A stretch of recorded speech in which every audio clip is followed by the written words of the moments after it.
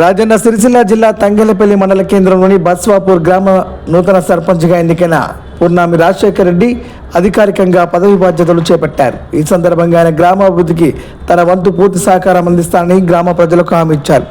ఎన్నికల మేనిఫెస్టోలో ఇచ్చిన హామీ మేరకు ఆడబిడ్డల సంక్షేమం కోసం 5,000 రూపాయల ఫిక్స్డ్ డిపాజిట్ పథకాన్ని ఈ రోజు నుంచే ప్రారంభిస్తున్నామని తెలిపారు. తొలి దశలో 9 మంది బాలికలకు 5,000 చొప్పున ఫిక్స్డ్ డిపాజిట్లు చేయడం జరిగింది.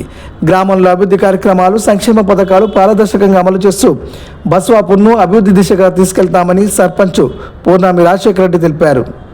గ్రామ ప్రజలు ఈ కార్యక్రమాన్ని అభినందిస్తూ హర్షం వ్యక్తం చేశారు. నా పేరు పూర్ణామి రాజశేఖర రెడ్డి. నేను బస్వాపూర్ సర్పంచ్గా ఎన్నికయ్యాను.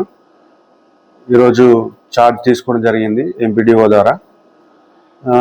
అలాగే గ్రామ అభివృద్ధిలో ఏదైతే మేనిఫెస్టోలో పెట్టామో 5,000 రూపీస్ ఆడపిల్ల పుడితే అని చెప్పేసి దానికి ఈరోజు మేము ఒక 9 మందికి ఫిక్స్డ్ డిపాజిట్ చేయడం జరిగింది. అలాగే ఫర్దర్గా బొడ్రాయి ఇంకా ఒక ఆడపిల్ల పుడితే 5,000 రూపాయలు ఫిక్స్డ్ డిపాజిట్ పెళ్లికి కట్నకారు కూడా ఇస్తామని చెప్పాము. వాటిలో కూడా మేము ముందుండి ఇంకా ఫర్దర్గా ఈరోజే సెక్రటరీ గారితో మాట్లాడడం జరిగింది.